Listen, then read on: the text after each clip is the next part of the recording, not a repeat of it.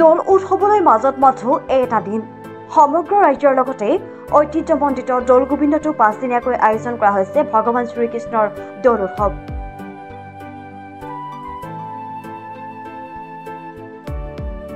চৌব্বিছ মাৰ্চৰ পৰা 5 দিনীয়াকৈ আয়োজন কৰা হৈছে দৌল উৎসৱ। 24 মাৰ্চৰ সন্ধিয়া 6:30 মেঘদাহ পৰ্বৰে আৰম্ভ হ'ব দৌল উৎসৱৰ কাৰ্যসূচী।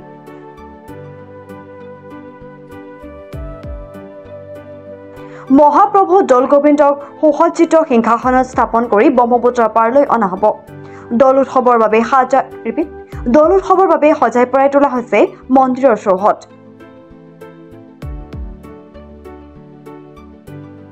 লক্ষাধিক ভক্তক আদৰিবলৈ সাজু হৈছে মন্দিৰ পৰিচালনা সমিতি। 28 মাৰ্চত ধৰ্মীয় শোভাযাত্ৰাৰ অন্তত সামৰণি পৰিব দৌল উৎসৱ।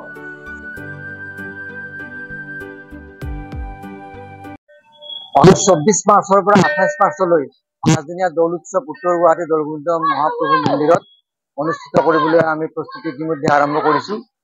পূৰ্বৰ যি প্ৰস্তুতি, ঠিক প্ৰস্তুতিবিলাক একেধৰণেই হ'ব, বিশেষ তাৰ পৰিৱৰ্তন নহয়। আমি আশা ৰাখিছোঁ প্ৰতিদিনেই 30,000 পৰা 40,000 ভক্তৰ সমাগম হ'ব আৰু সকলো ভক্তক আমি কোনো ধৰণৰ অসুবিধা নোহোৱাকৈ যাতে দৰ্শন কৰোৱাৰ পৰা যিটো আতিথ্য, সেই আতিথ্য যাতে আমি সুকলমে কৰি দিব পাৰোঁ, তাৰ কাৰণে আমি ৰাইজ মিলি দৌল গোবিন্দৰ যিটো সমাজ আছে, সমাজখন মিলি আমি সম্পূৰ্ণ প্ৰস্তুতি ইতিমধ্যে আৰম্ভ কৰিছোঁ।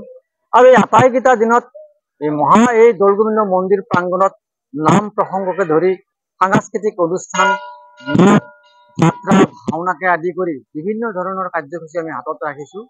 গতিকে এই গোটেই আটাইকেই দিনত আমাৰ যি উৎসৱটোৰ যিটো ভাল লগা মুহূৰ্ত, গতিকে এই মুহূৰ্তবিলাক উপভোগ কৰাৰ কাৰণে আৰু সকলো ৰাইজ ভক্তই যাতে আহি তেওঁলোকৰ মনৰ আশা, মনৰ পূৰ্ণতা যাতে পূৰণ কৰিব পাৰে, মহাপ্ৰভুৰ শ্ৰীচৰণত সেৱা ল'ব পাৰে, তাৰ কাৰণে আমি সকলোকে অনুৰোধ জনাইছোঁ।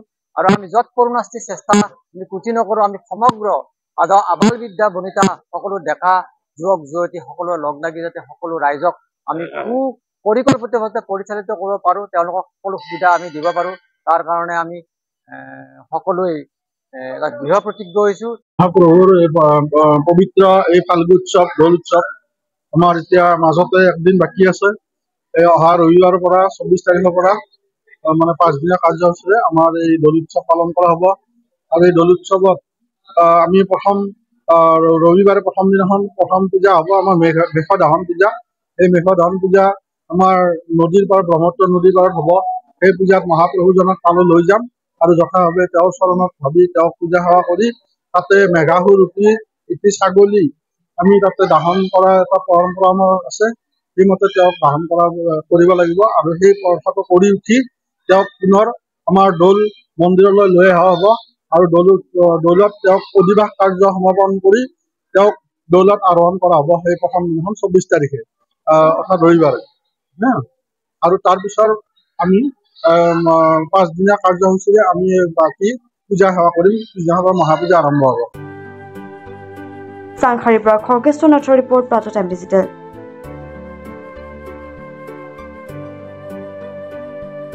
শদিয়াৰ পৰা ধুবুৰীলৈ, বৰাকৰ পৰা ব্ৰহ্মপুত্ৰলৈ সকলোৰে মাজত চিনাকি এটা নাম প্ৰাতঃ টাইম।